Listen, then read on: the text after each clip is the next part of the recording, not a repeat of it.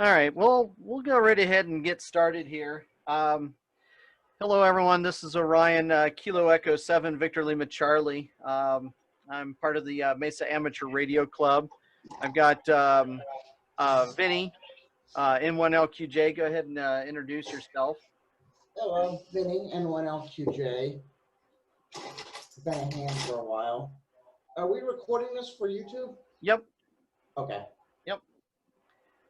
And obviously, our main guest speaker tonight is Virgil. So, Virgil, if you want to introduce. Good evening. I'm Virgil, K7VZ. And Zach, did you want to introduce yourself really quick, or? Yeah, my name's Zach, K7ZJH, and I'll be in and out. I'm trying to get two wild boys ready for bedtime tonight, so I'm trying to learn what I can in a cloud of chaos. Oh yeah, no worries, no worries. We welcome everyone, and you know, even if you're just popping in and out and everything, that we definitely welcome that. So we understand lives are busy. Yep. And Chuck, are you still around? Hey guys, good to see you and hear from you. Yeah, I'm here, KI7PEV, and just been doing a bit of traveling up in Colorado, so just out of pocket and missing some of the events. But pleased to announce I got my general ticket maybe 60 days ago, so Nice. my general license now. Congratulations. Thanks. That's thanks. awesome. So Yeah, now I get to buy new toys. Well, we were just doing a presentation on the Flex radios, so if you have a couple grand. I was kind of leaning towards the 991A Yaesu, because you mentioned that at one time. So I don't know. I'm still kind of shopping. Oh, okay, all right. Yeah, Frank was on. He'd be talking about all the 991. So that's his favorite radio. It's a good radio. I'm not gonna put it down. The 7300, you know, is a nice radio as well. You know, the only bad thing with the 7300, from what I understand, is if you're around a lot of other transmitters, it has the filtering is not as great, or something of that nature. But I don't think we've really actually run into that situation as much. So. Well, I'll have to pick your guys' brains on more of that before I pull the trigger. So. Okay. Well, we install our own filters in the field, so what do we care? Yeah, that brings up that point there, that we've built our own bandpass filters in the past, so that always helps. So The 7300 went up in price, but it was selling new for like $900 for a while there, and I'm kicking myself. I was like, I need to buy one at that price. I need to buy one, but I didn't. But yeah, that was I think bang for the buck. That's a good radio. Oh yeah. I'm not gonna downplay the 7300. Even the 7100 is actually not a bad radio. 73 is like the ultimate satellite working radio. Oh yeah. Well, the 991 too, because it does the VHF, UHF single sideband too. So yeah, that's helpful. Yep. Well, the 7300 single sideband, right? I can't remember. It doesn't do 2 meters. Yeah, it doesn't do 2 meters. Is it the 7100 do too? I believe the 7100 does. Maybe it's the 7100. I'm thinking it was the all best satellite. Yeah, the 7300's like up to 6 meters. Okay, it's a 7100. I think get up to 2 and 440. Yeah. Yep. 7100. Okay, I'm sorry. I got it wrong. The 7100 is the one I wanted for satellite and HF. Yeah, and that one right there is the 7100's running $900 right now on Gigaparts and DX Engineering. So, and it's not a bad radio. Next time I get free money from the government. Yeah, exactly. And that one there, that's got the interesting little head plate that kind of angles towards you. It doesn't have the fancy, you know, the waterfall and everything, but that one's actually I actually liked that one a little bit better just because it was in a smaller form factor, but you know, That and its icon. yeah. Yeah, can you say D-Star? So tonight, as we've got essentially 3 presentations, and we'll see if we can get through all 3 of them. If we can't, we can't. I wanted to go over at least the FT8 with Virgil, and then I was going to allow Vinny to hop on there and talk a little bit about networking. We've been doing a little bit with the Arden mesh networking, so that's where this whole entire type conversation came up. Was we need to start talking about a little bit networking within ham radio. So that's where that came up. And then my presentation is just going to be on camping etiquette and keeping wildlife out of your camp.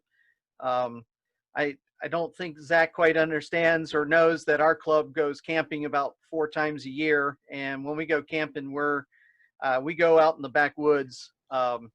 You know, we do Yeah. one campground, one group campground a year. And Zach, we've been managed by bear. That's how far back we go. so, yeah, we've had bear. Well, we haven't really had bear encounters in our camp because I think we're a little too noisy. However, on one of our camping trips, there was a campground down the way, or a campsite down the way, that had bear come into their campground. So, but we've had raccoons and other, you know, skunks and stuff inside of our camp before. So that's the reason why.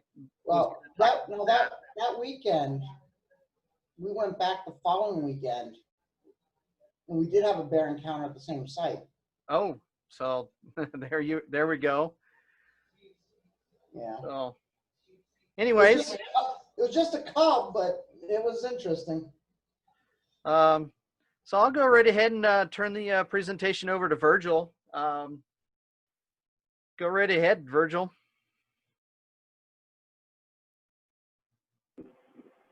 Okay, let me share my screen again. Okay. Do you see the slide? Yep, I've used that slide. Do you see it? Yep. Okay. Good. So yeah, I've given this presentation a year or so ago, and at that time I had it titled FT8, but I renamed it to WSJTX, and I don't know, kind of just jokingly, it's ham radio in 15 seconds or less than 15 seconds. I'm Virgil Sohonic, K7VZ. I primarily I got into ham radio with 4-wheeling and exploring, camping, and a majority of my HF operation up until the last couple of years has not been from home. You know, I usually would get on HF at field day or while out camping, and once FT8 hit a couple of years ago, it really got me operating at home a lot more. But kind of just a brief history of the WSJT, is it was started by Joe Taylor, K1JT, and he's an astrophysicist.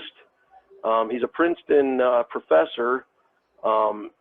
He's done other work that earned him a Nobel Prize in physics.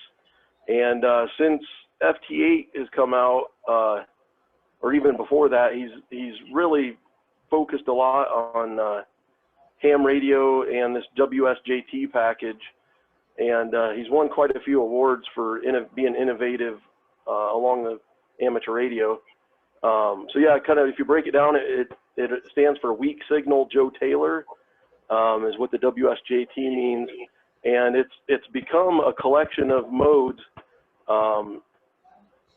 You know, FSK 441, JT6M, JT65, JT9 were real popular for a couple years. WSPR, some of you guys may have heard or used that. It's a real weak signal mode. And then FT8 and now FT4 really exploded in the last, almost 3 years now. It was open source. They've kind of moved to be more group developed. It's still open source on their final releases, but their development is a little bit locked down because they were having some issues with people messing with things, the way I understand it. But yeah, he really got into, from what I understand, he got into ham radio, and really interest was high-speed meteor scatter and moon bounce, and that's what he was developing these weak signal modes for. And then he partnered with Steve Frank, K9AN, and that's where the FT8 comes from. It's the Frank Taylor 8. So yeah, WSJTX is a software package that you install on your computer, and as of August 26th today, 2.2.2 is the current stable version. In July 2017, they released a new version that included FT8, and it really exploded that fall. They've gone to add other features, including last spring they released FT4, which is, in a nutshell, twice as fast as FT8, with about the same performance. It doesn't give up a whole lot of performance. With the FT8 and these modes, time synchronization is very important. We'll cover that a little bit later. And then they kind of use a technology that's multi-decoding. So you can decode many signals at once. So like if there's 10 stations calling, you can decode all 10 of them.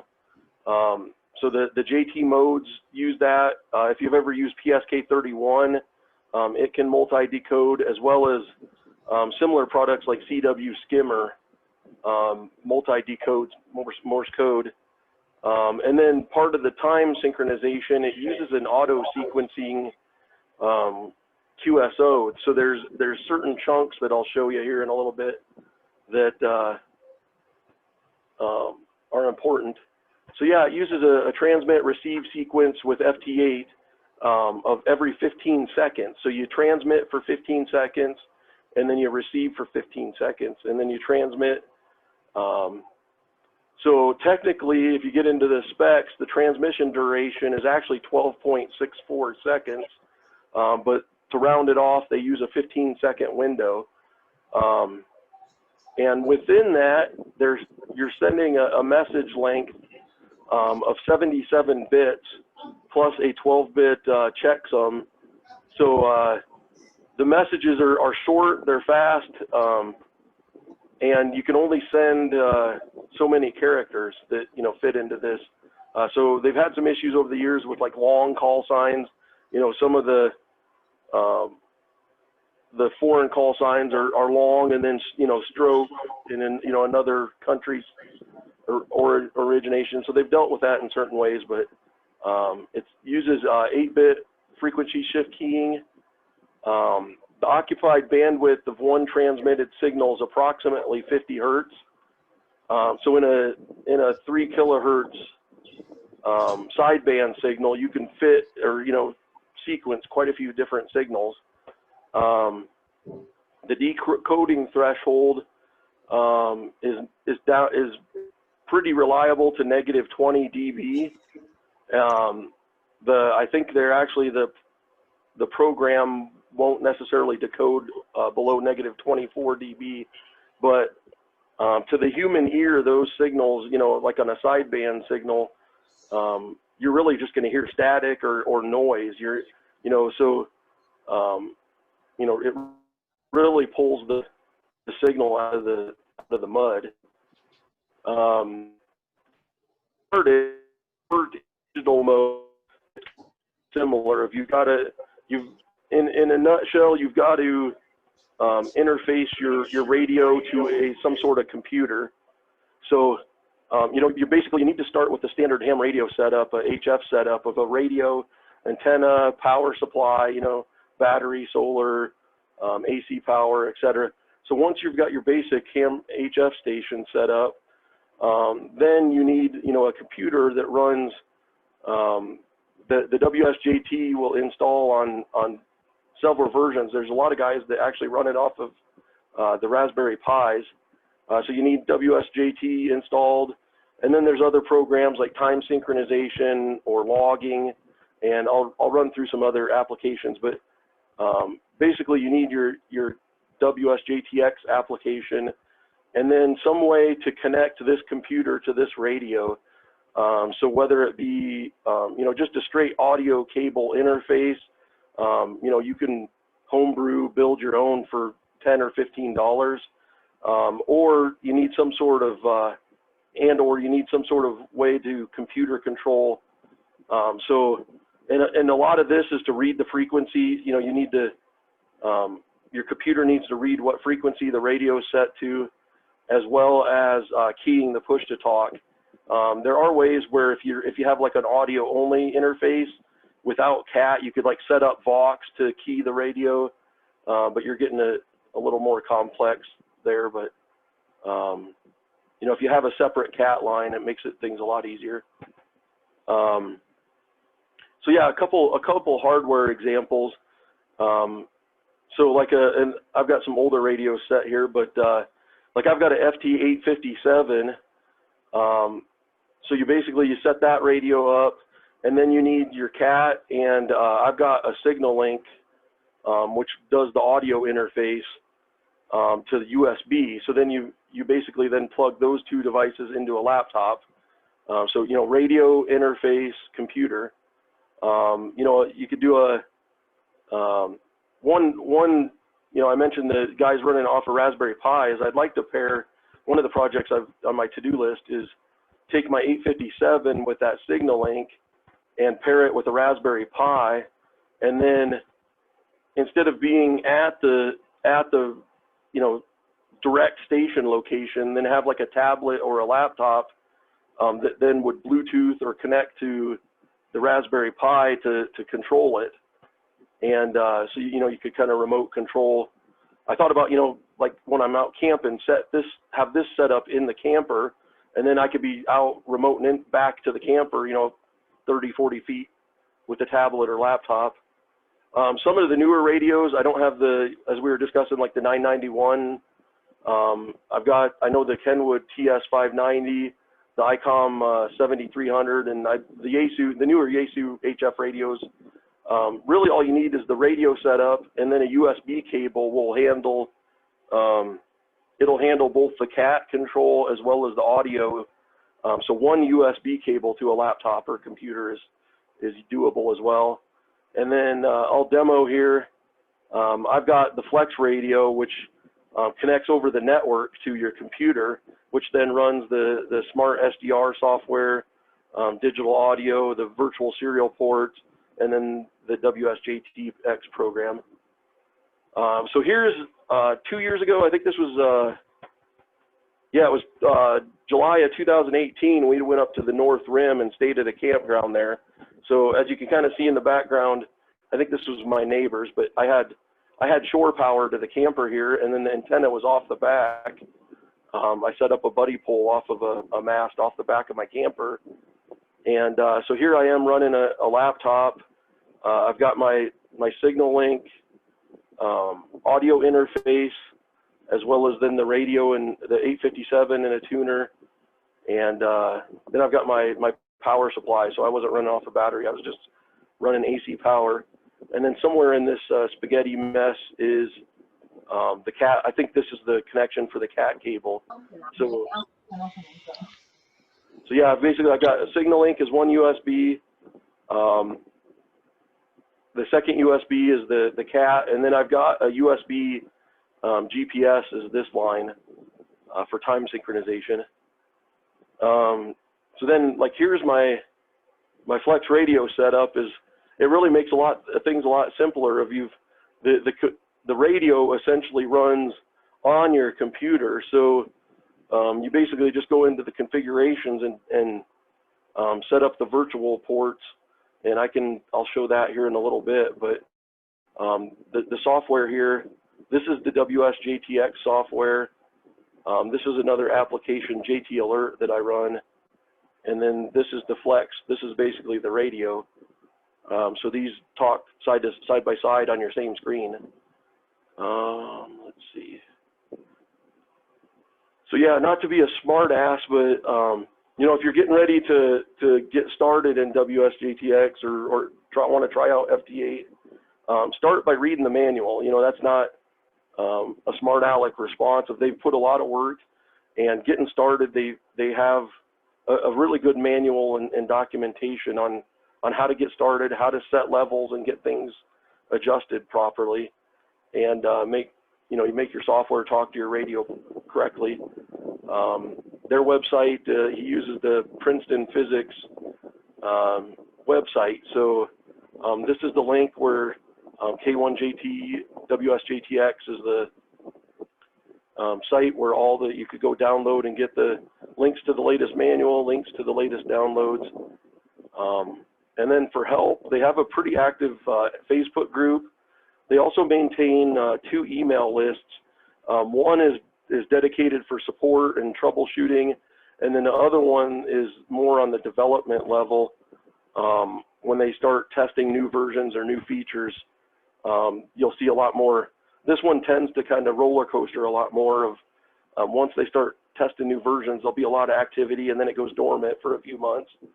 Or you know, find somebody that's done a lot of FT8 and get yourself an FT8 Elmer. It's kind of one of those, once you learn how to ride the bike, it's pretty easy.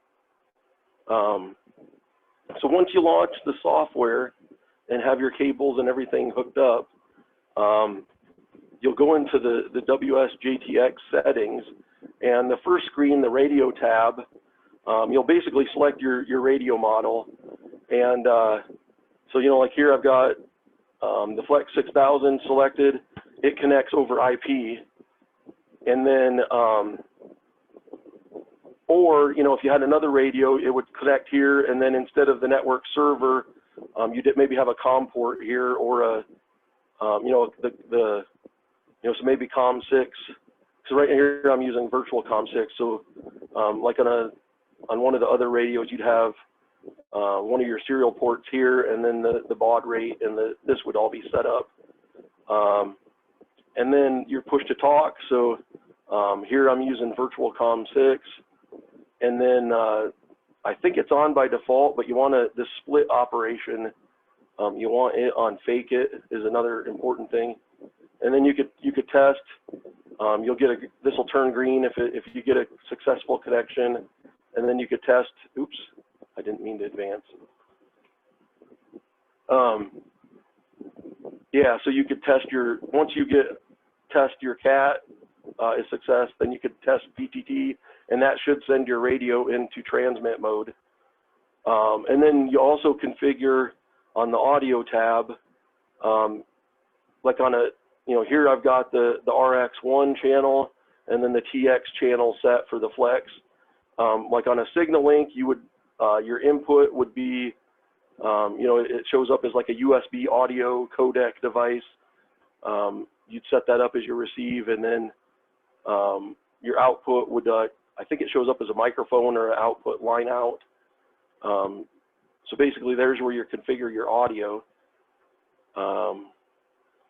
And I know this probably looks complex at first, but and this is, once you get it set and talking and connected properly, you rarely come in here and adjust this. It's kind of a set it and forget it. So yeah, to kind of quickly cover some other applications, time synchronization is important, because when you're working with a 15-second window, if you're a second or two off on your time synchronization, you're going to miss decodes, or you're going to be transmitting out of cycle. And one of the programs I found is, I went on to Amazon, and you can get a GPS puck that has maybe like a 3-foot USB cable. And I like that model, because you could plug it into your laptop and then set the GPS puck, you know, out to where it gets a better signal. I've also got another GPS that I think they're like $7 or $8, a little bit cheaper. I think that one's like $20, the one with the 3-foot cable.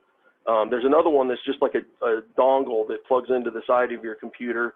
But what I've had problems with that is if your computer or laptop setup isn't, if you're kind of inside, not right next to a window, you might not get a good GPS lock. But basically, you get a USB GPS or anything that your computer can read the NMEA off the GPS, the input. And a program I found, they charge, it's what do they call it? It's not freeware, but it's like shareware. They charge a $20 one-time fee for it, but it's on visualgps.net. I paid the $20 fee, and it's NMEA time.2, and I've got screenshots of it down here. So once it's able to get a USB lock, like you can see, it's got my time set within just over a millisecond.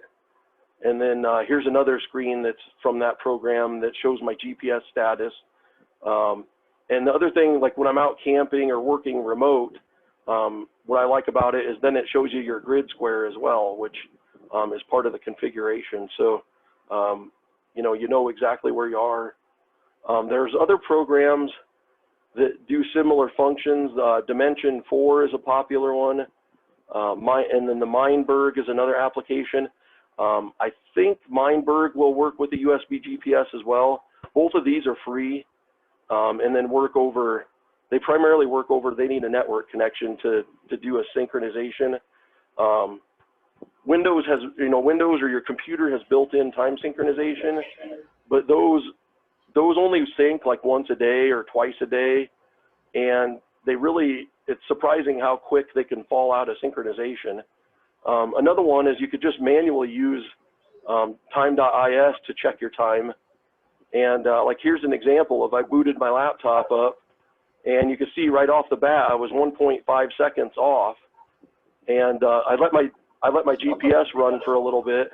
You could manually sync to this, or I let my GPS run for a little bit, refreshed, and it came back that my time was within 0.084 seconds. So my time was exactly synced. So that's one way you can check if your time is synced if you have network. Other applications that are handy is if you go to hamapps.com, they produce a program called JT Alert. And what's really handy about JT Alert is it takes the received signals and then dumps them into this grid for you. And it does some other post-processing, I'll call it. But it basically, one of the things is I use the N3FJP AC log, and he's the one that makes the field day application that you guys use as well. But it interfaces with the logging program. So WSJTX doesn't directly, when I work a station, doesn't directly log. I use this JT Alert as a go-between to get stations into my logging program. And then it also helps you with tracks your needed stations and any that you worked before. So like you can see from this screenshot here, I previously worked these guys, so it turns them gray. And then, here's two guys calling CQ that I haven't worked yet. And then here, it color codes. So here's a DX station. And then you could set it up to these vertical bars here. This means that this guy it detects that he's a logbook of the world user. And then this is for EQSL. So when you're chasing a station, if there's two stations and one of them you could see uses logbook of the world and the other one doesn't, a lot of times you'll want to call the logbook of the world guy. You're guaranteed confirmation a little bit easier. And then it also does sound alerts. So I could set my radio, leave it running, and go down to the other end of the house, be eating supper or whatever, and if I need Hawaii, if I'm looking to, got my alert set up to I need a Hawaii station on 10 meters, it'll Hawaii, when it decodes a Hawaii station, it does sound alerts, and so I could be in the other room and hear my computer yelling Hawaii, and I can run in here and work Hawaii. And so it does, the sound alerts are pretty handy. Some of the other things it does is with the internet connection, the application uploads your decodes So when you decode the stations, it uploads them to pskreporter.info, as well as, I think you need JT Alert does the hamspots.net. But these are really handy too when, you know, I've got it showing a bunch of activity here, but you can come up here in the settings and say, you know, show me the 10-meter signals within the last 2 hours. And you can really see propagation of, you know, what stations are working each other.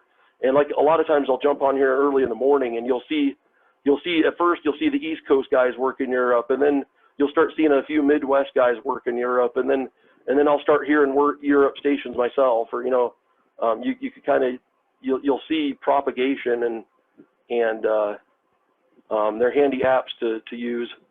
And like here, I punched on ham spots, I punched in my call sign. So here's stations that I was decoding. So it looks like, you know, on that night I was hearing some Brazil stations pretty well. Let's see, what band am I on here? Does it tell me? Oh, here, 15 meters. So yeah, here on 15 meters, I was decoding quite a few Brazils, but then I had transmitted a few times. So here's stations that were hearing me. So that's kind of handy to use the internet to track your signal as well. So here's your standard WSJT window, and you've basically got your band activity. So as each cycle passes and you decode stations, they'll scroll through over here on the left side. And then this is your activity over here. So if you jump down here, you look at right now, I'm receiving at this 1720 hertz offset. So here's stations that I've jumped around a little bit here, it looks like, but you know, if I've just left that set there, it would here's stations that decode on your specific receive frequency or offset. Let me jump forward. Yeah, this one zoomed in a little bit more.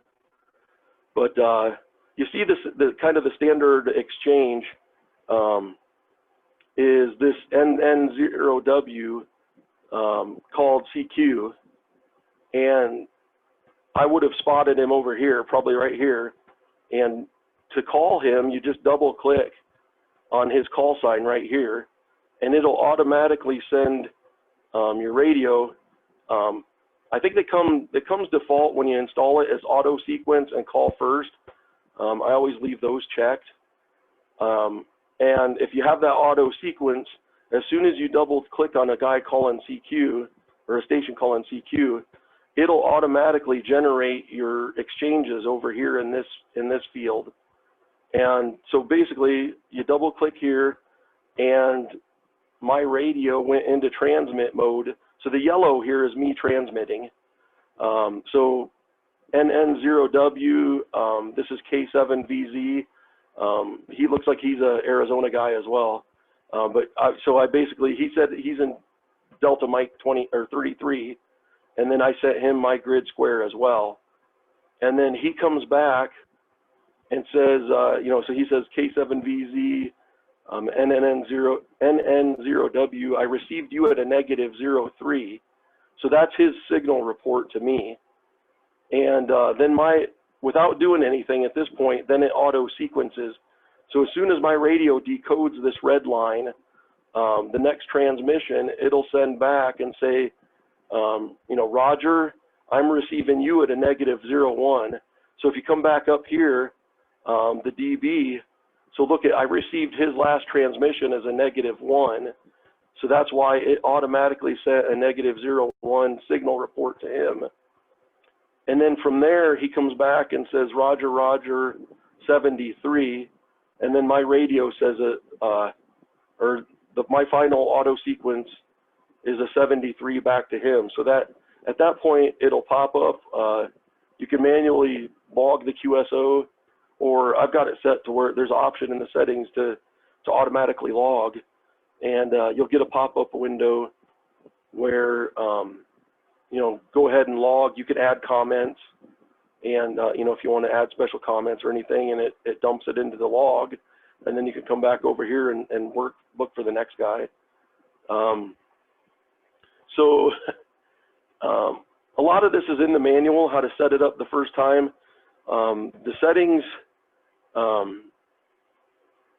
settings down here on the bottom, once you get them set, you really don't adjust it. So basically your audio line over here is your receive, and basically you want this set to, I think if you go much higher than the 70 here, or if you get up to 80, it'll start hitting red to where you're over driving or over, getting sloppy signal. But basically you want your receive signal levels, audio levels set to, so that's either done on your signal link or within the your radio, software. You want you to set your receive levels properly, and then the same thing over here this is your transmit level. So like I usually set mine down at this first notch, and then I adjust the audio level when I'm transmitting for your ALC on your radio. I adjust that on the radio with the signal link or within the Flex software. And then all of this you'll have. I'll show you guys in the. But you basically you've got a 3 kilohertz sideband signal digital area that we work in, and then that you have an offset of which 50 kilohertz you're using within that. So you can adjust your transmit. So right here, if I'm at 21074 and I transmit, I'll actually be transmitting up at, let's see, that'd be 22, no, excuse me. It'd be 21075.720. So did you follow me there on the center frequency would actually be, and I could show that, demonstrate that here in a little bit, but, all right. Yeah, I was gonna hop in and say, yeah, it was actually 21.075. 720, yeah. Yeah. Yeah, it'd be 1.720 added to this. So yeah, it would increment from this decimal or this digit. That placeholder, yep. Let's see. Yeah, so there's other things that you'll like right here. You can see I'm in receiving mode. That'll turn yellow or red when you're transmitting. Gives you some other information. I think it's since when you're decoding now, the newer version will tell you how many decodes each cycle. Like this cycle right here, I decoded 4 stations. These 2 are kind of cut off. Let's go back one. Yeah, so like here, 1, 2, 3. So I decoded 7 stations there. Looks like 5 this time, 6 this time. So each cycle, you can see how many stations I've decoded, and I've decoded over 40 in a single cycle when you get on like a busy night.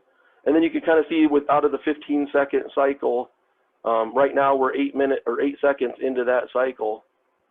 And then down here, you can watch your seconds in your real-time tick up. I've got some examples that we can run through. So here's a couple DX stations that I worked, and you don't always get them the first time, or when there's noisy or a lot of stations calling. So like here you can see he called CQ. Let me go back one. So I was talking time synchronization, and this is another column that's handy to watch, is your time differential. So like I'm decoding this guy as +4 or 0.4, 0.5. So him and I are about half a second out of sync. You come over to here, this NN0W, and him and I are almost spot on. It looks like this one was a 0.1, a tenth of a second out of sync, but these 2 synchronized a little bit better. So I'm not sure why that one changed a little bit, but if you watch your time syncs, and I don't know if I have an example. Like here's one. This guy's about a second off. 9/10 of a second. Oh, there's a good one. So this guy's 1.1 seconds out of sync with my time. So let's say I'm a second and a second, 1.2 seconds fast, and somebody else is 1.2 seconds slow. You know, that might be outside of that deviation to where you're going to start missing decodes. So the closer time sync you can get, the better. Can I ask a question? Am I hearing background noise, or somebody got a question? I just want to ask a question. Could some of these DX stations being out of time sync be propagation delays? You know, I think that can play into it. Yeah, I don't know how. More of the DX is just you're going to work more with pileups or kind of a thing too, and I think that certainly could play into it. I don't know exactly how, but yeah, like some of the DX stations, you know, they're going to be running hopefully some sort of GPS synchronization as well, and to keep you within time sync. So back to, can run through a couple signals, so, or examples. So here, this station called CQ. I answered him, but he didn't hear me, so he called CQ again. I answered him the second time, and that time he heard me, gave me a +3, and then I responded. I was hearing him real weak, so you know, he's hearing me +3. That's a pretty strong signal. I'm getting to him pretty well, but he's hearing me at a negative. Excuse me. Yeah, I'm here. He's hearing me really well. I'm only hearing him about a -20, which is getting pretty close to the threshold of not being able to decode him. So I sent a -20 back. He came back with they've since changed this to where now it combines it to a RR73. But the older one used to, the older version used to send Roger, Roger, Roger.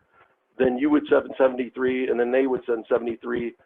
And they combined this one, so it basically cuts a cycle out of the, out and makes it to where he can then jump on and work the next guy. You kind of see the same thing with this Balearic Island. He called CQ until it was the second time until he heard me, gave me a -14, and I responded with a 09, -09. He didn't hear this one though. So he sent the -14 again, and yet again, so that time I heard him a little bit stronger at a -7. So my radio or my program adjusted, sent him a -7. He still didn't hear me. He's still working off of, I guess it would have been this one up here.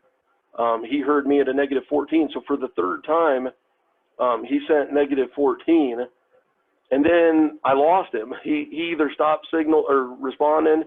But basically for 3 cycles, I sent -10, -10, -10. And then you finally see, okay, he picked one of these up and came back. Or no, he went back, sent -14 again. He stuck with it. And so I sent him, by that time, I had heard him as a -06, and he finally heard that. So he decoded the -6. And you can kind of see here too, if I was adjusting, I could tell, you know, as I see and can tell that maybe I'm getting stepped on by another station, or, you know, I'll move my transmit frequency around. So like these 3, you could see, I was transmitting at he was transmitting at a 360 offset, and I was transmitting at 450, a little bit higher. And then by the time I got here, I was like, oh, he's not hearing me at that offset. So I went back here and I did complete the QSO at the 360 offset. And so yeah, he finally heard my -06, gave me a Roger, Roger 73, and then I sent the 73. And then once you log them, the next time you hear them call CQ, oh yeah, I guess it was green up here too. But yeah, so anyway, then he went right back to calling CQ. So this one's a little more of a, you know, I had to work for this one to, what did I had to call him there? 5 or 6 times before he got my signal report. So they've integrated other modes into this too. So as soon as it came out, you know, everybody's like, well, this would be awesome. How do we work it for field day? So they came up with you can go into the advanced options in the settings, and they've got some special modes for North American VHF contest, the European VHF. They've got a RIDI roundup mode. They added a field day mode. And then I've got another slide that shows this fox and hound mode. But yeah, so you could put your field day exchange in there. RIDI roundup uses just your state. And so here's, I think this was a RIDI roundup. Yeah, the RIDI roundup uses like a 555 or a 599 signal report format in your state. So here's a RIDI roundup contest that I worked, my log from that. So you can see, like this station I sent 539 AZ, and they gave me a 549, a Texas guy. Looks like I worked a couple of Wisconsins, California, Oklahoma. And so here's all the signal exchanges. So instead of given the dB report, it converts it to an equivalent 599 signal report. So that's the RIDI roundup mode. I haven't used the field day mode, but they've got it in there. For these de-expeditions, our vice director from the ARL, Ned Stearns, AA7A, worked with them heavily he was on the Baker Island de-expedition. He was part of that crew. And so they worked on creating this fox and hound. So basically, the DX station is the fox, and then all of us chasing the DX are hounds. And basically what it does is it allows them, it's probably a whole other presentation to really explain this, but it allows them to send 5 signals at once. And then what you'll see is it also combines, so like over here, this is the fox over here on the left side. And then this was a test, the W7 K87Z. So this was a test session they did, and I worked them. You can see the red and the yellow over here is me calling and working them. But they basically, yeah, so I was over here calling them, get with my grid square, and it doubles up to where this W0FG, they sent him an RR73 at the same time as acknowledging me with a -04. So it basically combines to where it multi-threads. I think they can work up to 5 stations at once, or 5 segments at once, or sequences at once. I don't know what to call it. And then it also doubles up to where one transmission, they will respond to 2 stations at once. So yeah, here you can see in just this one cycle, 15-second cycle, they told N7BD RR73, they told W0FG RR73, and they told WB2REM RR73. So they completed 3 QSOs, as well as calling CQ, as well as sending signal reports to these 3 guys, plus responding to this guy. So they 1, 2, 3, 4, 5, 6, 7. They were right there. They were working 7 stations at once, as well as calling CQ at the same time. So it basically allows them to, when there's thousands of stations calling one DX on an island somewhere, they can work through and acknowledge everybody extremely fast. And so this is a really sweet mode that they developed for de-expeditions.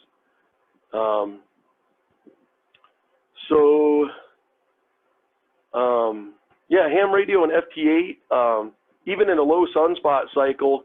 And a lot of times, like I kind of introduce myself as, working a lot while I'm out camping and remote. And the main reason is, out in the forest, that's where the noise floor and in town, the HF bands, to work sideband, just horrible noise. And, I hear my neighbors' devices and who knows what making noise to where,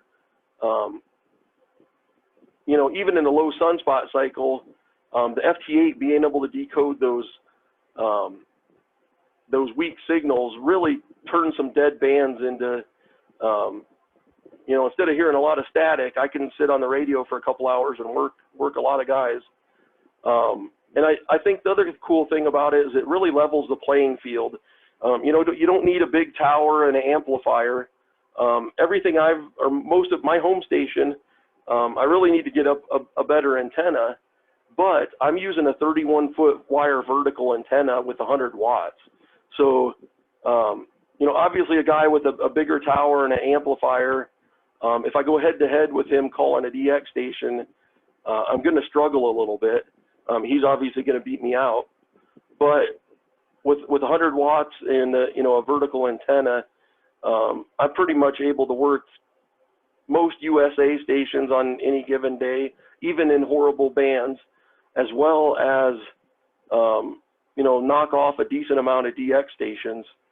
And the other thing too, if you get on forums or anything, a lot of the haters will say, "Oh, it's just computers talking to computers." But if you followed me this far in the presentation, there's a lot of the settings and technique and just finesse to actually being the human side of the, you know, operating the application, that you can't just, you know, turn your computer on and come back later and your logbook's full.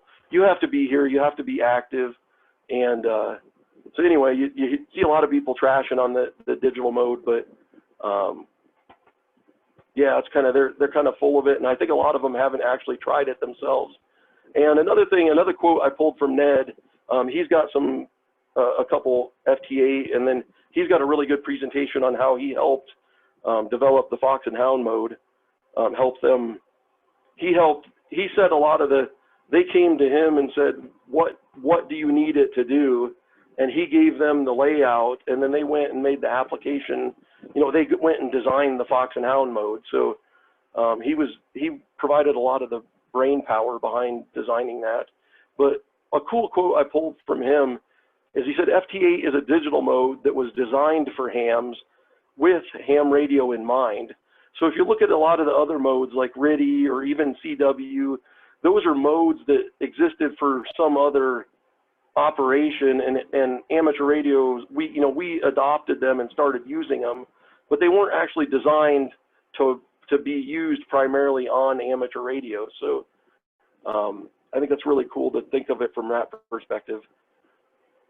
And so yeah, if you this is a little bit harder screenshot to see, but you know, on my home, I've got dual monitors set up at home.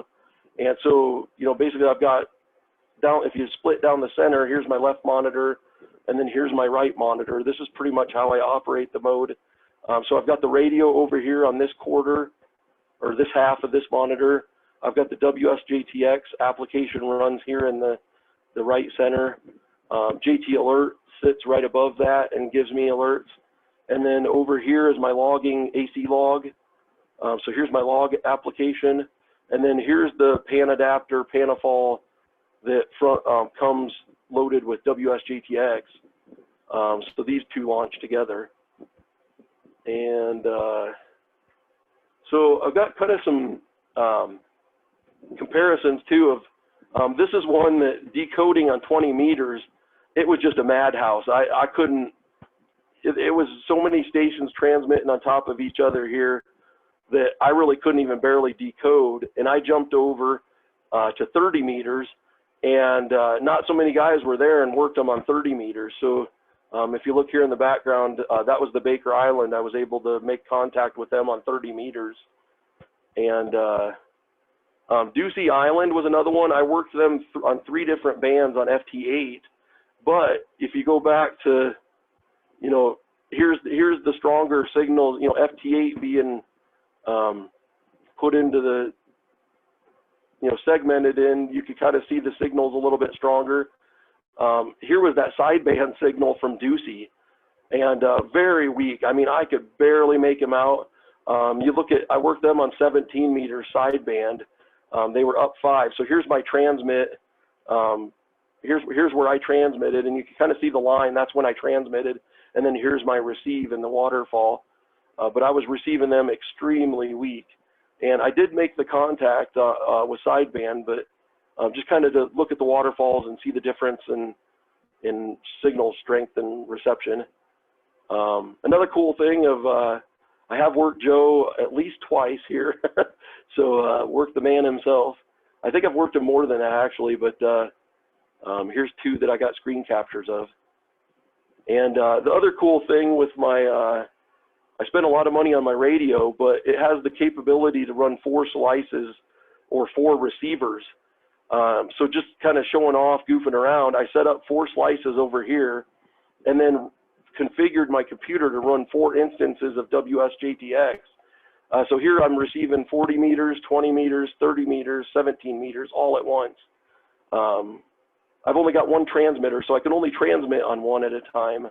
But anyway, I could sit there and be working 40 meters and still decoding some of these other bands. So that's kind of neat with that technology with the software-defined radios. The other thing too is when FT8 came out in 2017, the ARL jumped on it real quick, and they created this ARL grid chase that lasted the entire year for 2018. And a night or 2 a week, I'd work maybe 2 or 3 hours. I wasn't real, you know, some of these guys that you look that are ranked above me would sit here and work at 8 or 10 hours a day. They've got big towers, big amplifiers, and this is kind of back to the, you know, with a vertical wire antenna and 100 watts throughout the year on the grid chase. I'd work probably on average 2, maybe 3 nights a week, probably for 2 hours, maybe sometimes 3 or 4 hours. I'd sit there and make contacts, but or you know, work the radio. But throughout the year, so over a 12-month period in Arizona, this is the final Arizona rankings. I placed 17th out of Arizona, and you know, I was right up there with some of these guys were what I'd call more of the big guns. So you know, having a little more modest station, I did pretty darn well, I think. Here's something else. I found that it can get boring after a while of, you know, you're sitting there clicking on CQ signals. And so I found what really makes it exciting for me was, you know, first of all, not just this grid chase, but once that ended, I kind of had a period of, okay, now what? And so I really focused on, there have been some contests. They've done just early December, there's an FT8 roundup contest they've created. And then the RIDI roundup, which is the first weekend in January every year, they allow other digital modes, so they allowed FT8. So this was the 2019 RIDI roundup. I ended up making 312 contacts. I think I worked about 12 hours. So out of I think you can work 24 or 30 hours. You know, I didn't work it real serious or real hard, but I still made 312 contacts. So I thought that was kind of fun. And then I pulled this is current. I still need to get a 160 meter antenna. So I have 0 160 meter states, but this is my worked all states for FT8 only. I've made it a goal to work worked all states on FT8 for each band. And so far, I've completed 80 through 12. My holes that I need to fill in is I need to get a 160 meter antenna and start filling in this notch. I'm missing Hawaii. I had the heck of a time. I haven't been able to complete Hawaii on 10 meters. And then 6 meters, if anybody you guys have ever chased that, it's really, I think this one's going to take me several more years to complete. But because you only get 2-3 openings every summer and, you know, occasional opening in the winter or whatnot. But 6 meters, you got to really catch the opening. So even that, I've got 30 states confirmed out of 50 on 6 meters. So I think that's pretty good. If, you know, in another couple of years and get a 160 meter antenna, I'll have worked all states on FT8. So that's kind of been, you know, making that as a goal has been really fun. Giving me kind of an objective to what I'm working. So we can stop there for questions. I do have, so did that switch over? Can you see my screen now? Yes. Yeah, we can see your Okay. screen. Yeah, so I've got it set up right here. We're on 20 meters FT8, and if this Cook Islands, so I show I've been going for almost an hour. You can cut me off if you want, or we can play around with this for a little bit. So Cook Islands, like right here, you can see he's transmitting at 1450. So I can come down here and set my receive frequency to 1450. I'm going to hit erase once, and that'll clear this out. So right there, he's working K2U0. I'm going to double click him here. Halt. I don't want to transmit just yet. But we can maybe see if we can work this station. Okay. But yeah, so we'll watch right here. What I'm looking at is here's the decode cycle. So as soon as you see it get over to about 12 seconds, you'll start seeing decodes. There they come.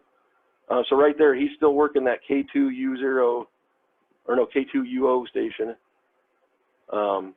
Here's something else. So then, how do I get that?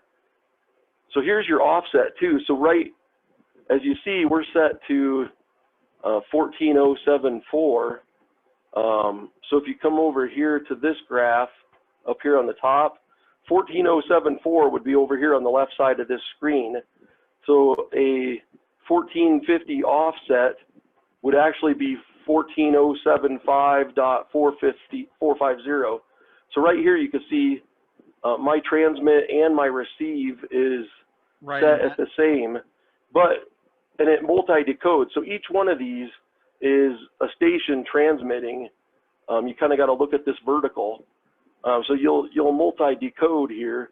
And so like this, if I don't want to transmit right on his calling frequency, I can hold down shift and click over here. And so right now, if you look at that, that set me to transmit at 1397.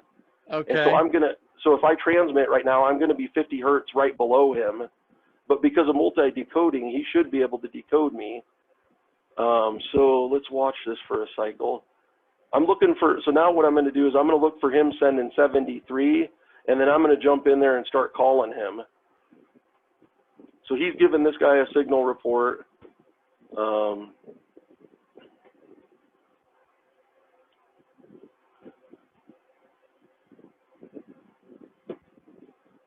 Let's see if it comes back with the 73 this time. And so this is something too, if you can see he's transmitting on the 15 second. So there's, the 0 and 30 second. So he's transmitting right now on the 45 second cycle. So there, he called CQ again. I'm going to enable transmit right there. So right now I'm calling him at 50 hertz below his receive frequency. So we'll see if he picks me up. And if you come over here to my radio, oh, I was too slow. We could have seen, like right here, it was transmitting.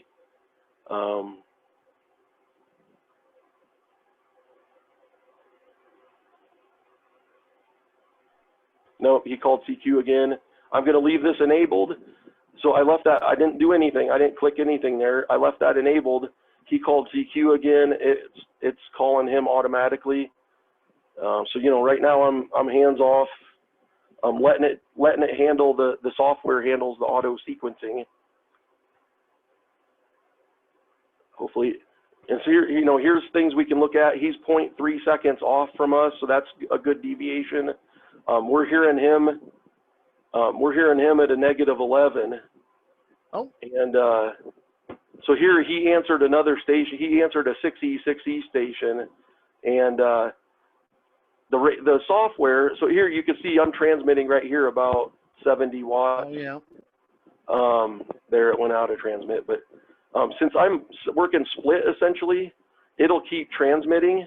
But if it's got to where if it detects, if I was right on 1450 and it detects that he answered another station, it would have stopped transmitting. It would have auto stopped.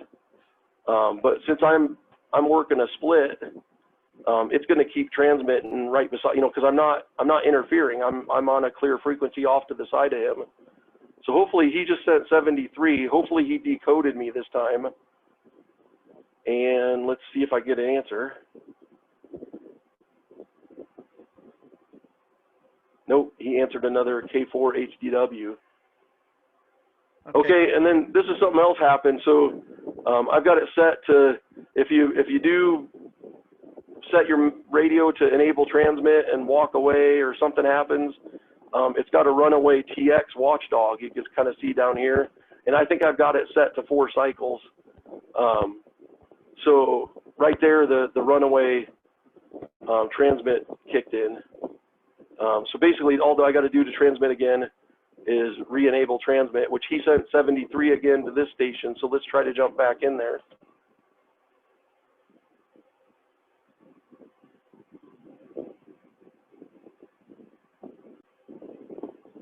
And I'm going to go, while that's happening, let's go over, and it looks like this is still clear where I'm transmitting. So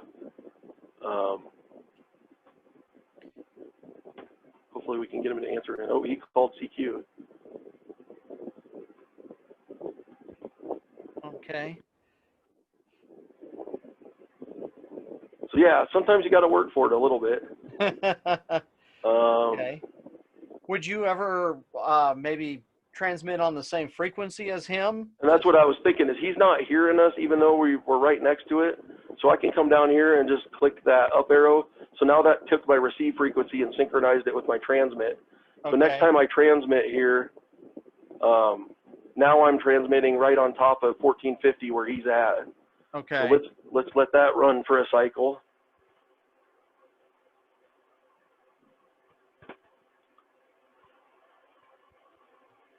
Well, this would be a bad example if I can't get him to answer me, right? Yeah, we'll see. But see, you can watch too if he went to a -18. So maybe the band's fluctuating a little bit, or there's some interference. Yeah. I might be losing him a little bit. So I'm going to stop that. So if you're transmitting, and see, like right there, I'm transmitting. I just disable, or I unchecked the enable transmit. It finishes the cycle. If you want it to stop transmitting immediately, you hit halt TX. Okay. There's a tune button here that you can tune, and then like if I come over here, this is part of the initial setup that when you set it, up, so you set tune, and then you come over here and you adjust your ALC to be, you never want your ALC above 0. So you can see over on my radio, I've got it a little bit below 0 when I'm tuning. And that's one of those things that you can either use this adjustment, or I use my, with the flex, I've got my TX and receive levels I can adjust right here. Oh, so I've got that set to 50. Okay. So that's kind of part of the setup. So let's see if we can actually work. Let's give up on the DX. Let's see if we can work this guy. So yeah, here, this guy I was hearing at a -1. So that we should have much better odds. That's quite a bit stronger signal. So I double clicked there. You can see it automatically generated the exchanges and started calling him over here. So it's saying KF4 UDL. This is K7VZ. I'm in DM33 grid square. He's in EM50, which I think that's yeah, there we go. So he answered me with a +12. Okay. So now so we decoded him as a -1. He gave me a +12. So this automatically sequences. Now I'm sending him a Roger. I received you at a -1. And then yeah, so he's Alabama, and this is where I like this JT Alert program. Is it comes up here and I can hover over there and you can see, Alabama. It tells you he's a logbook of the world user. There you go. So he gave me a Roger 73. My radio is automatically going to send him a 73, and then it pops up this log. The start transmit automatically fills this out for you. I can come down here and say, put in a note that says demo for Mesa ARC meeting, and then I just hit. So this is part of the WSJTX has built-in logging, but it just logs to an ADI file that then, it doesn't have any further processing. So basically, as soon as I hit OK, you'll see my JT alert will pick that up. And so I'm going to hit OK. JT alert picks that up. It says successful QSO logged. And now if I jump over to my AC log right here, JT alert sent that to AC log. So there's that station. Oh. And then if I scroll over demo for Mesa Amateur Radio Club, there's in my comments. It automatically fills the signal, puts the frequency and the time in. And then, oh, I've also got AC log that I've got it set up to, it queries QRZ and fills out, where? The address and. Oh yeah, it looks up, oh, so I typed in a manual comment, so it overwrote that. Let's do an edit, or it okay, yeah, let's hit cancel. So yeah, usually I don't put a comment in there. Like this one I didn't. And so like if I edit that, it auto-filled out from QRZ his QSL information. Pulls his name and state and pulls all that information up automatically from QRZ. So that's a function of the logging program. And so the other thing I think is handy here is why I like amateur contact log. So this is another presentation, but AC log helps me automatically upload to Logbook of the World, EQSL, and Club log. So it automatically handles the uploads. And then I can just come in here occasionally and say, you know, download all contacts since the 24th. So I haven't synced it in a day, it looks like. And you should see it come through. And there's everybody I worked in the last day or two came through. I've got some that are, so if they're just updated, that means I haven't confirmed them. So like this guy, maybe he didn't upload the Logbook of the World yet. But like these updated and confirms are now, if I go to Logbook of the World, you know, these are now confirmed states or stations. And then the other cool thing about this is it helps me track awards. So like I can go to, what did I say, 10 meters FT8 confirmed by Logbook of the World, and it shows me I need Hawaii. I can bring this back to FT4 as I've been working on FT4 20 meters lately, and so I could see right now I've got 38 states worked on 38 states confirmed on Logbook of the World. I could take Logbook of the World out and see that I've worked 43. I've only confirmed 38. Okay. So, so yeah, and then, you know, you can EQSL, if you want to track how many. Show your entire. Yeah, so I've confirmed 39 on EQSL out of those 43. But Logbook of the World is really the one. Yeah. I try to get them confirmed in Logbook of the World. Yeah. And then. Yeah, go ahead, Virgil. Yeah, you could chase your DX in here too. Where's the alt? I'm going to clear that out. Clear that out and just do calculate. And, oh, here, down here. So I've worked 118 countries. That includes my sideband. I can go to, I've worked quite a few of those are FT8. So I could tell it FT8, and I've worked 115 of them, 115 countries on FT8. So I've got DXCC as well. I was just going to say the Century Club right there. Yep. So. That's pretty impressive. So anyway, yeah, I'm well over an hour. I know you told me like 30 minutes. That's okay, because I can talk a couple more on showing you how to use this and tweak it and get it to work more better. Yeah. And see, that's the one thing I like about the Flex. Like I have it both on 20 meters now. Let's see, where's this other one? So I could pull this other one over, and so right here I'm working on the right is FT8 on 20 meters, And then here's FT4 on 20 meters that's been running over on my second monitor. But one thing I've been doing, like I can come over here, we can switch this to, actually I'm gonna switch it to FT8 first. So just go up here, mode FT8, switches it down here. And then it's got all the frequencies preset. So I'm gonna go to, 10 meters this time of night is gonna be dead, but, and then I just double click the erase. But, so what I've been doing is I let one slice sit on 10 meters waiting for Hawaii to pop in while I'm monitoring or working 20 meters or, so that's the really cool thing about being able to work multiple slices. Yeah, see this time of night, 10 meters is gonna for sure be dead. Oh yeah. But I could work, so we got 20 meters here. You could follow propagation to, 40 meters let's see what 40 meters is starting to do. We'll probably see it first over here. Oh yeah, so look at how packed. Yeah, so even 20 meters is dying, but look at what 40 meters is just hopping right now. Oh yeah. And actually, let's jump back to this one and take this one down to 80 meters. Oops, wrong way.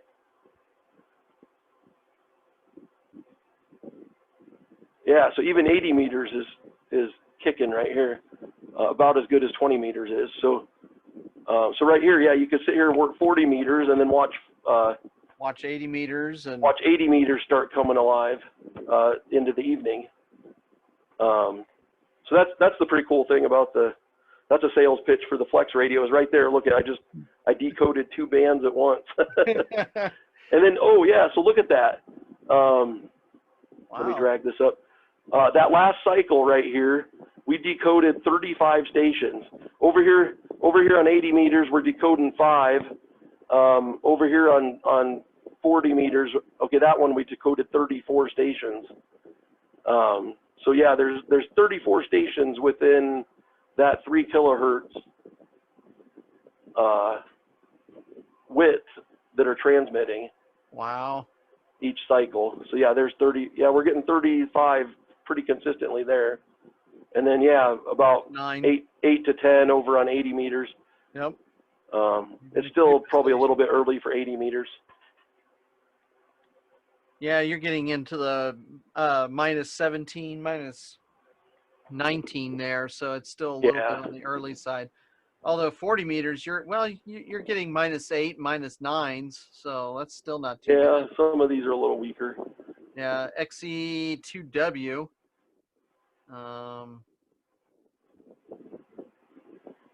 Yeah, he's at like a minus 24 or something like that.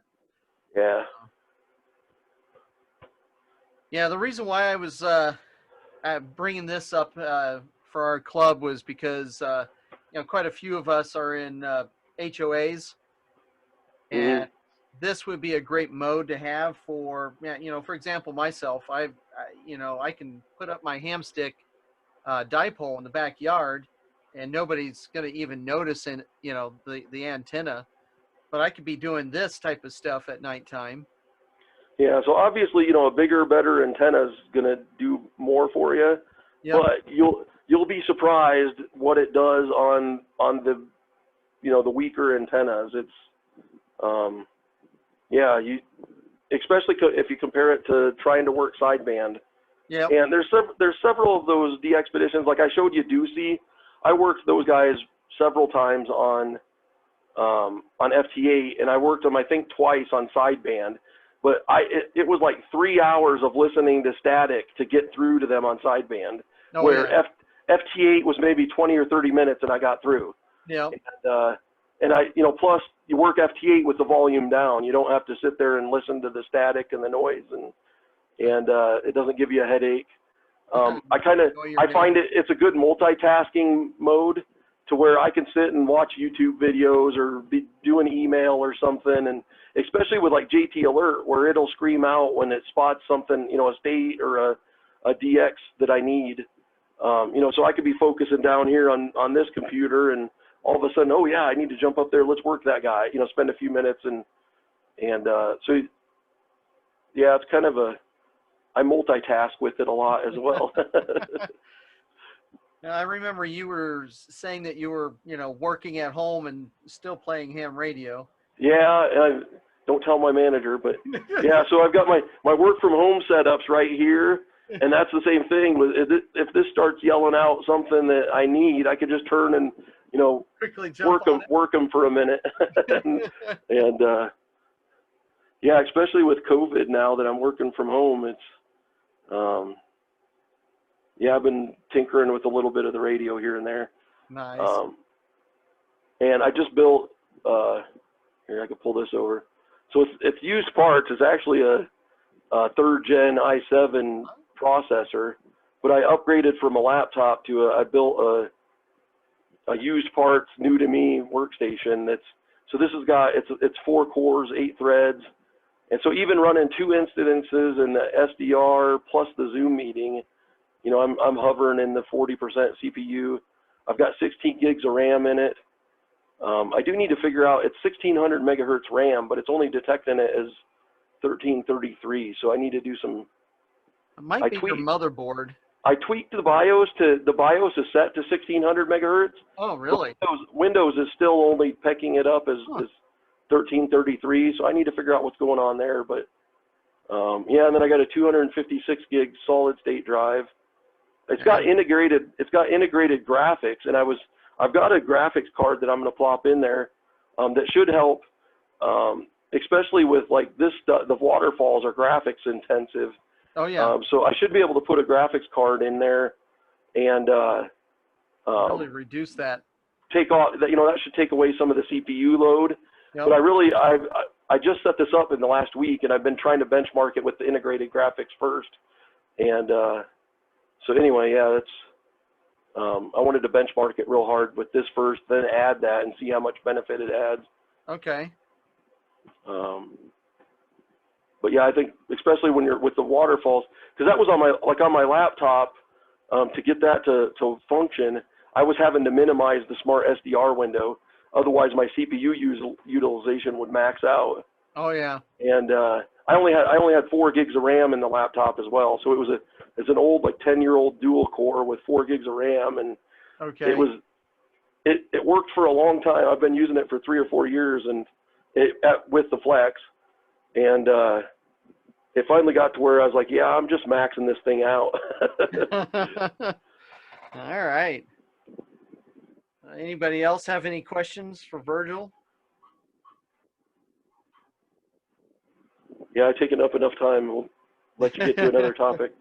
Yeah, I know Vinny had to leave. I don't know if anybody else wants to listen to my topic or not. I can kind of go over it. Mine's kind of basic. I was kind of wanting a couple more people here, but my topic was going to be on the camping etiquette, as well as keeping wildlife out of your campsite. Since we're going to be doing a lot more dispersed camping, we kind of made a decision as a club that trying to go after these group campgrounds are just kind of a little bit hit and miss, especially in the summertime. I think for the past couple of years, we've had a hard time getting a group site just because of wildfires and stuff of that nature. So, I kind of put together a little bit of a camping etiquette presentation here.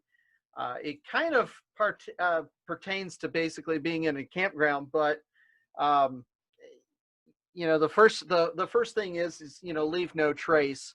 That's one of my big things there. We should be trying to leave our campground as clean as possible, as if like we were never there. And we do a fairly good job of that. I'm quite impressed with our club about picking things up.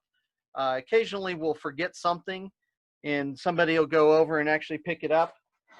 And Cody, give, good boy. He's just kind of jealous that I'm talking to you guys and not playing with him. Anyways, we've actually done a really good job on it, and I'm actually quite impressed with everybody for doing it. And I think it comes down to basically a lot of ham radio people ham radio operators are just a little bit more on the ethical side of of things as it is. So, you know, just leave no trace. Basically pick up your trash and clean up your campsite and try to make it look like you weren't there. The other one that we sort of do, there's a couple times, especially in the wintertime, you know, put your fire out when you're finished with it. Uh, at nighttime, sometimes we'll go right ahead and just leave it burn down to embers and just kind of let it sit in the, especially if we're in a campground where we've got a fire ring right there. We basically let it burn down to embers, and then just, you know, the next morning we can get up and try to, you know, restart our fire without having to use more matches or anything like that. But when we do leave the campgrounds, we do definitely put our campfire out. And that was one thing that, you know, again, it was something that I found that we, for some strange reason, this is what hams do. We're good at doing this. So the number 3 that I had on here is, you know, don't cut through other people's campgrounds. And this is one of my big pet peeves, is when you're in a campground and you've got, you know, other people running through your campground all the time. And it's like, you know, that they're not my kids. You know, it's like, you know, trying to tell your kids, you know, other people's kids to stay out of other people's campgrounds. Cause, you know, if you're spending $30 to $40 on a campsite for the night, I feel it's kind of rude to be going through somebody else's, you know, little, you know, slice of the campground. And then, you know, respect quiet hours. And we do this, you know, when we're dispersed camping, there's really no real quiet hours, but sometimes we do have other campers nearby. Like this last field day, we had a camper just, you know, pretty darn close. And, you know, we had somebody basically yelling and screaming at like 11 o'clock at night and, you know, waking the neighbor up and everything. And, you know, we just don't want to be doing that. That's kind of, you know, to me, that's disrespectful of others. So, you know, I don't mind generators. I personally don't mind generators. There's other people that do. You know, I'll put earplugs in if it really bothers me or something. But, you know, that's the reason why we go with the quiet generators, you know, the Honda generators and stuff of that nature. And then the other one is, you know, watch where your flashlight is going. And this one here, especially if it's late at night or something like that, and you're trying to wander around camp, you know, a lot of times if you got a headlamp or something like that, you tend to, you know, look over at something and you don't realize that your headlamp beam is actually flashing over there as well. So you kind of have to, you know, understand exactly where your flashlight is. It's one of my little, another little pet peeve of mine is when people are running through the campground and you get the flashlight beam in your tent all the time. And then number 6 is one that we really need to work on is, you know, no shouting from one campsite to another. You know, we'll have, you know, for example, you know, Vinny, and I'll bring him out tonight just to pick on him a little bit since he left early.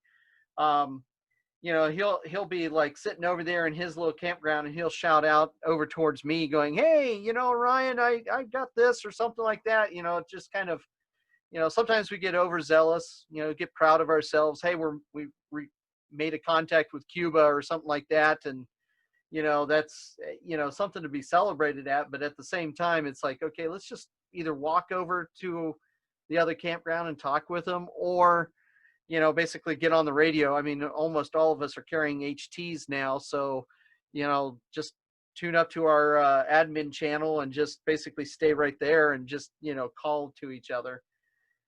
And then the other one is be mindful when people are eating or reading. You know, if you see somebody sitting over there reading a book or something, you know, try not to go over and distract them or, you know, sit down and start talking to them. And if you see somebody eating their dinner or eating their lunch or something like that, go, "Ooh, okay, they're, you know, they're eating. Let me not bother them. I'll stay away until they're finished. And, then I'll come over and talk with them." So, that was basically all the camping etiquette that I had. The keeping wildlife out of your campsite. This one's a very important one, especially in, you know, Glacier Bay National Park, like I'm in right now. Uh, um, you got to eliminate the odors. So, eating salmon or, red meat or chicken or something of that nature, you got to be aware that, that produces a pretty good potent smell. And bears like meat. All right. I'll just say that right now. Bears like meat. And, so don't try not to eat in your tent. That's a big no-no. Don't store food in your tent, and try to eat away from where you're sleeping. Because that way, if a bear comes investigating, they go over to the fire pit and not to your tent. You don't want them to come over to your tent because, then you become a burrito. And that's not a good thing. Bear spray or guns. We are a 2A, a Second Amendment right club. If you want to bring a gun along, bring a gun along. We have no problems with it. We have no qualms about it. And it's your right to bring along a gun. So if you want to, please do. I'm not going to be opposed to it at all. But I bring bear spray. I don't own a gun, but I have bear spray. So I bring along my bear spray. And I'm not opposed to using bear spray on a bear. If a bear comes into my campsite, you better believe I will use it. Let's see here. The other one, keep your camp clean. Don't leave your potato chips and garbage bags out at night, especially with the raccoons. I did that once up at Moki. I had a whole bunch of stuff sitting out on my camping, on my picnic table. And it was probably for about an hour and a half, the raccoons were just basically going through my stuff, rattling my pots and pans. And then finally I had enough of it, and I got up and walked out there, scared the raccoons off. But then I grabbed everything and stuffed it in the back of my my vehicle, closed up the trunk and everything, and then I went back to bed. Raccoons did come back out to visit the picnic table, but all the food was gone, so they had nothing there. But again, bears are the same way. If you leave a bag of potato chips sitting out on a picnic table or out on the trunk of your car or something like that, they'll go for it. So, the other one is change clothes before going to bed, especially if you've been cooking steak or, fish or something like that. And for like people like me, I sleep in a tent. So, I try to take off my, my stinky, smelly clothes and put on something else, before going to bed, and then store my scented stuff in my vehicle so that, it's not, enticing the bears or anything like that. And then one of the things that you'll probably you probably see me do a lot of times is when I brush my teeth, I wander away from camp quite a ways. If I do any of my dishes, I wander away from the campground quite a bit and do my dishes away from camp. Again, putting the smell of the food further away from me so that I don't have to be, that they're not enticed to me, they're enticed to the food instead. And then obviously put away all pots and pans into your car or camper before going to bed. That just, again, going back to the changing your clothes and keeping your camp clean. In some of the areas that we go to, like Grapevine Group Campground, I don't really think that we're going to have bears visit there. But Timber Camp is one that, we definitely have, there's definitely bears up in that area. We've had turkeys wander through camp, so there's going to be other animals there. And then if we go up onto the Mogollon Rim, there definitely will be bears up there. So, and then there's coyotes, there's, foxes and things of that nature. So, they've got a saying in most of the national parks, I think actually in all the national parks, plus almost any place where there's bears, a fed bear is a dead bear. And that's just primarily because once they get used to having food around humans, then they associate humans with food, and then they keep coming back, and then they become a nuisance bear, and then the only way to really take care of them is to euthanize them. And usually that's not a pleasant thing. It's usually a gun to the head or something of that nature, and we really don't want to be part of that type of situation. So just be mindful of your camp, and kind of keep your camp clean. That was about it for mine. So any questions or anything? So now it's about 8:21. I gotta get to bed here soon. So I guess we'll say 73 to everyone. Virgil, what I'll do is I'll get this all recorded, and I'll edit out the beginning part again, and then I'll let you know when we post it up there. And if you want me to post or send it over to you, just let me know. Sounds good. Yeah, just when I see it on YouTube, Okay. so I can pull it from there. Okay. Yeah, glad you guys let me talk for an hour and a half. Yeah, no worries. No worries. I enjoy sharing how to use it. It's been a fun mode for me. Yeah. Well, I definitely see the benefit in it. Especially, in my circumstances here at the house, I can have an antenna out in my backyard as long as it's not, visible from the front yard. But, there's some people who can't even have that. So, stealth antenna in the tree would definitely work. So, Yeah. you can't just sit there and say, well, I can't get any contacts. Now you got FT8, FT4. Go out there and make contacts. So I appreciate it. Thank you, Virgil. Thanks, guys. Have a good night. Oh, you too, Chuck. Okay. Night.